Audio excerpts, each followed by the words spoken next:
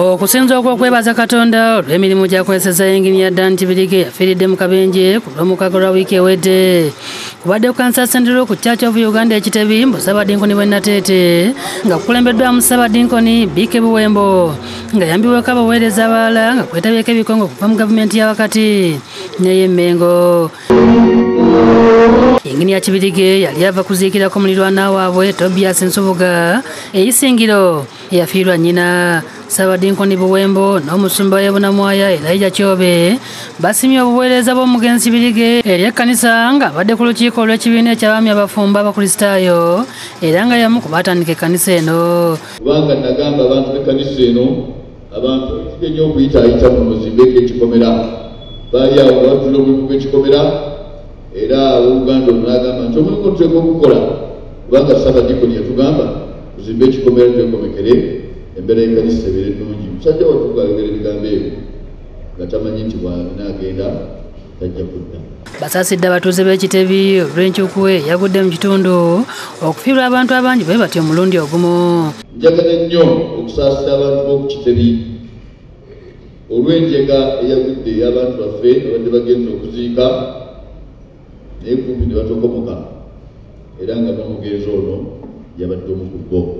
Namwandu ne bamulekwa byebazizza abakungubazi na bonna babeereddewo mu kubabudaabuda.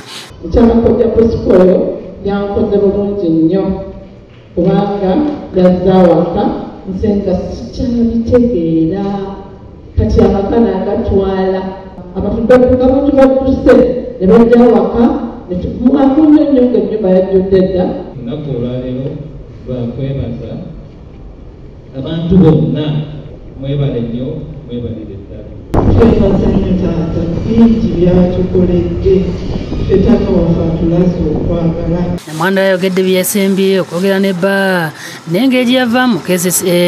Nagenda okufumbirwa Mwami Kibirige nasanga nkola mu KCCA. No KCCA ngenda okujja ng'awulira akooye nagamba bakule tukuwulire ngenda kulitayalinga twakirwanyisa nonze nga saagala litayalinge naye nagamba njagala kwekozesa nzekka saagala kubanga ntambula kulegedo ya mulala. Damali Kibirige nga mwannyina wa mugenzi ayogedde engeri gye yasimatuka okugenda mu kuziika. Nemukamumanyi ante sikyagenze oyandibadde balisemu ekifo kyo abaddugavumu abaati bondomanyi wabawo abadde agenda munakyagala akigendemu ekyange sikyagenze. Samero Kaole Katikkiro w'ekika kya Bengeye yasimye obubaka bw'ekika obusaasira Namwandu ne bamulekwa ng'omugenzi bamwogeddeko nga badde omuwuliza eri Namulondo era abadde yeebuzibwawo ku nsonga ez'enjawulo. Yabadde omuwandiisi ow'ekyama owa jjajjaffe bwe tusuubira nti omulimu oguddaani nga n'omunabaneeze mugubye mwebala okumwebaza amukozi wa. Omugenzi wa kuziikibwa empambire ku luguudo lw'e Masaka mu disitulikiti y'Empigi. Lwaliro gye batuusirizza bakaawonawo okubadde Agnes Nwagaba ne Abdulrahman Bukenya Nsamba boogedde engeri gye bafunyemu akabenje mu kkoona Rakai eryabaddeko oluyinja olw'emmotoka n'eremerera ddereeva ne yeefuula. Tumulira ku kasozi ng'ekimu kwe twabuuza okudda okuzza amaaso nga emmotoka etandise okutabuka ku kasozi kwe yalabye. Awo twakomye okutegeera ennyo ekyabadde kigenda kufa abantu ababadde munda ne batandika okukuba enduulu.